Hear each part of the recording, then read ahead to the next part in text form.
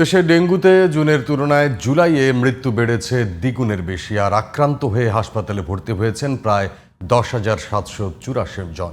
জুনে এই সংখ্যা ছিল প্রায় 6,000।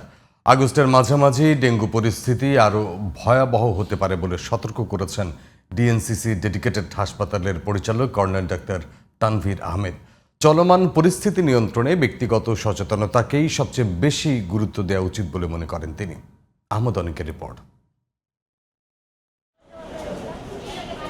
রাজধানীর মহাখালীতে ডিএনসিসি ডেডিকেটেড হাসপাতালের বহির্বিভাগের চিত্র এটি। রোগীর চাপ সামলাতে হিমশিম খাচ্ছেন নিরাপত্তা কর্মীরা। লাইনে অপেক্ষমান রোগীরা জানান জ্বর আর সর্দি কাশিতে ভুগছেন তারা।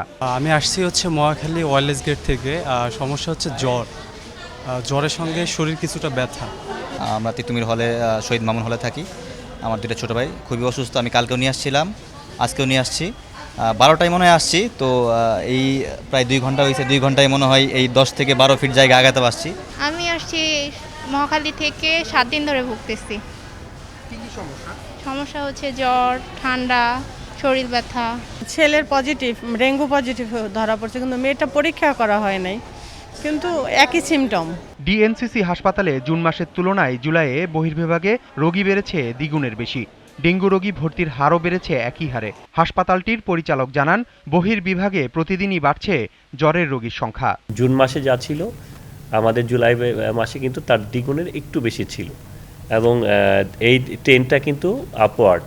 এবং আমরা যে আগস্ট মাস শুরু হয়েছে, এখনও কিন্তু সংখ্যাটা প্রতিদিনের বৃদ্ধি পাচ্ছে।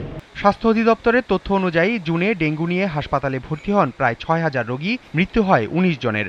আর জুলাইয়ে ভর্তি রোগী আর মৃত্যু বেড়ে হয় যথাক্রমে প্রায় 10,700 এবং 41 জন। আগস্ট ও সেপ্টেম্বরে ডেঙ্গু পরিস্থিতি আরও খারাপ হওয়ার আশঙ্কা ডিএনসিসি হাসপাতালের পরিচালকের। আরও 10-15 দিন পরে যে বৃষ্টিগুলো হবে, থেমে থেমে বৃষ্টি, তখন কিন্তু স্ট্যাগনেন্ট ওয়াটারের সংখ্যাটা বেশি থাকবে এবং ব্রিডিংটাও বাড়বে। এবং সেই আমরা আগস্ট মাসের দিকে যে টেম্পারেচার থাকে, এটা কিন্তু মসকিটো ব্রিডিংয়ের জন্য মোর ফেভারেবল। সেই জন্য আগস্ট, সেপ্টেম্বর, অক্টোবর সাধারণত শরৎকালে কিন্তু মশার ব্রিডিংটা অনেক বেশি হয়, তখনও কিন্তু ডেঙ্গিটাও ছড়াতে থাকে। তো আমাদের এখন থেকেই খুব সচেতন থাকতে হবে এই ব্যাপারে। সমস্যা থেকে উত্তরণে মশার বংশবিস্তার রোধে প্রত্যেককে নিজ অবস্থান থেকে সক্রিয় ভূমিকা পালনের আহ্বান জানান তিনি। আহমদ অনিক, জিটিভি নিউজ, ঢাকা।